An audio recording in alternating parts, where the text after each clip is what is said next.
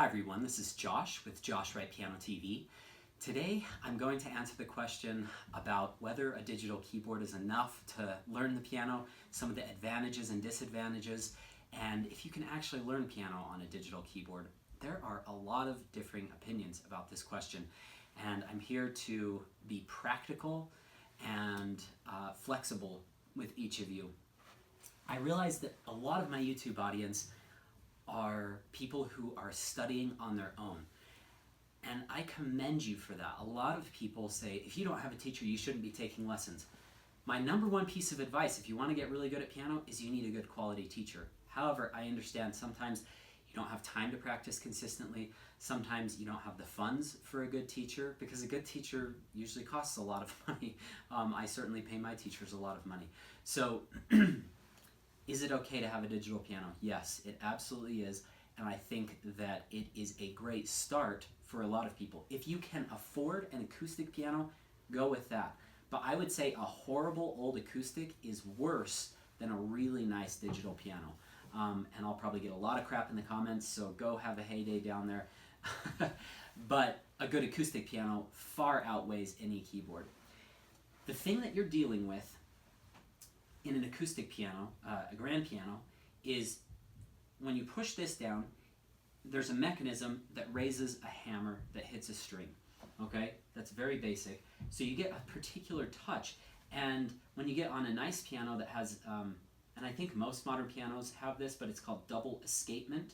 Basically, whenever, if you push the key down very slowly, you'll feel this little point of resistance, and then all of a sudden it'll push down. What that does is that allows you to repeat notes very quickly.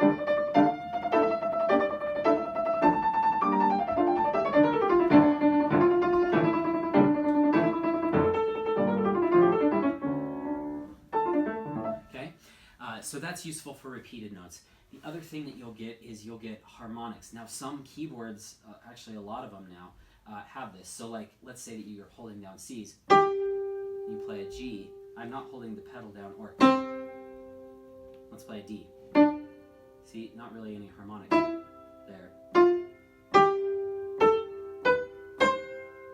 It's amazing. Also, the pedaling, you're actually lifting a physical mechanism on an acoustic piano.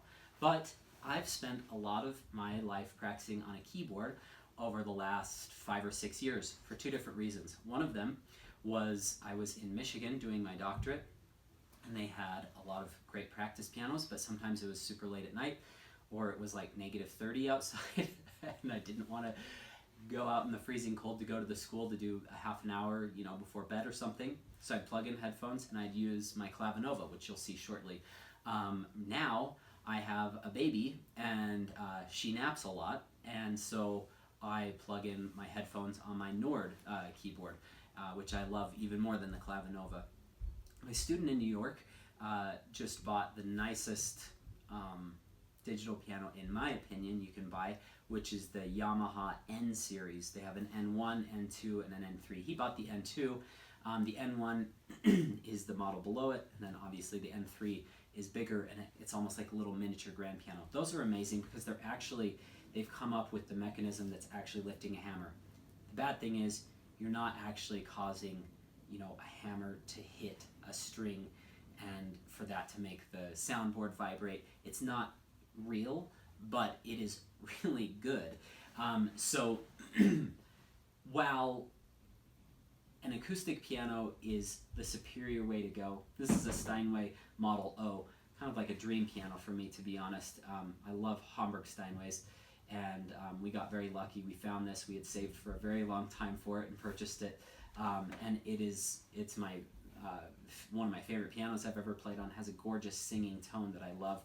But if this is not in the cards for you, or a Yamaha, or a smaller used Steinway, or a Busendorfer, or Fazioli, or Bechstein, I love Bechstein pianos too. If those aren't in the cards for you and you can't afford that and you only have a digital keyboard, that's okay. Let's take a quick look at my digital keyboards. Okay, this is the Yamaha Clavinova that I was talking about. I really enjoy this keyboard. I think I bought it for about $900 or $1,000. Has this little slide that comes out. It it's very, very basic. It is the base model. So you can have a couple of different samples, like this is a harpsichord. The thing I like is it has built-in speakers, and a lot of keyboards have that. The Nord does not, so it's something I do appreciate, but it has a nice piano sound. And let's go back to that Scarlatti example. Pretty good action.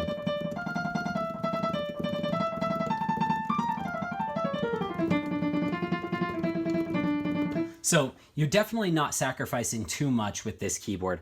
I like it because it feels very much like an acoustic piano, but you can definitely tell it does have weighted keys, but you can just tell when you hit a weighted key, you're not actually lifting a hammer mechanism. But this is a great starter keyboard, in my opinion, before you graduate to an acoustic grand. Let's go take a look at the Nord. All right, this is the piano where I do most of my work on. You can see I've been working on Rock 3, that horrible passage in movement 2. That is really tough. The thing I hate about the Nord is that it doesn't have any internal speakers. So I just use headphones. If you want, you can plug in an extra pair of external speakers, which is okay, but I do like that the Yamaha Clavinova has built-in speakers. The thing I love about the Nord as well is that it has these amazing pedals. By the way, this is an ultimate support stand. So if you can see that ultimate support, it's like an X stand. I really like it because it's fully adjustable. There's an awesome little piano light that hooks to this. This thing is a complete ripoff. This was like $130, but it is super sturdy. And I hesitated buying it for a lot of years because I was like, oh, I can't justify $130 for a stand. And I used all sorts of crappy alternatives, like a music stand behind it. And I was like, okay, I spent a few grand on the Nord. I'm being an absolute moron. Let me just buy the stand, and it's totally worth it. So I'd highly recommend getting this. I got this at a discount. I think it was like $2,200. So it is quite a bit more expensive than the Clavinova, but my goodness, this thing has it all. Like, it has pedal sounds. So like as you push your pedal down, you can hear it go, you can hear the whooshing sound. It has harmonics like I was showing you on the grand piano. It has a lot of nice samples. So for instance, this is called Grand Lady D. It's basically showing a Steinway D. Let's see. I never change it, so let me see how I'd even do this. This is a Grand Imperial. I think that's a Bösendorfer. And then this is a Yamaha. And then they have like electric grands. They have a ton of samples, but the thing that separates Nord, by the way, this is a Nord Piano 2 Hammer Action. I don't even think they sell these anymore. Hammer Action 88 is what that stands for.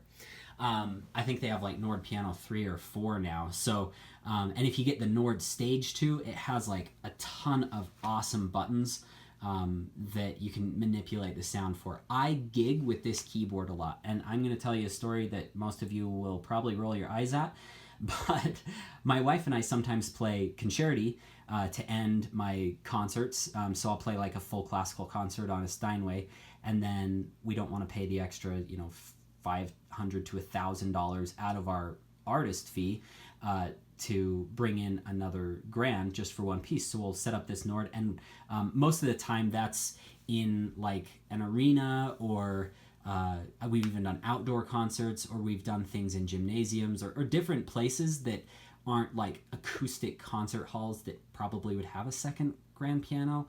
Like the university, for instance, they have like 4 grand pianos backstage at the University of Utah where I teach. Most places you have to bring in a piano.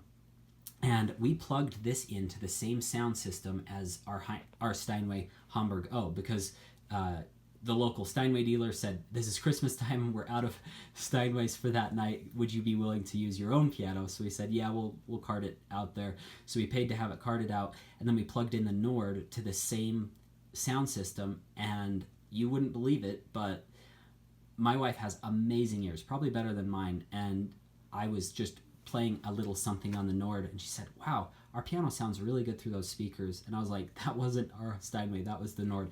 So their samples really do match incredibly well. And there's a huge difference between that Grand Imperial and the Grand Lady D. That is a way, way, way better sample, in my opinion. And same thing compared to that. I'm not a huge fan of Yamaha or Bösendorfer. They're great pianos, but Steinway is clearly the best. I'll probably get a lot of crap for that in the comments as well. Let's go back to the normal view.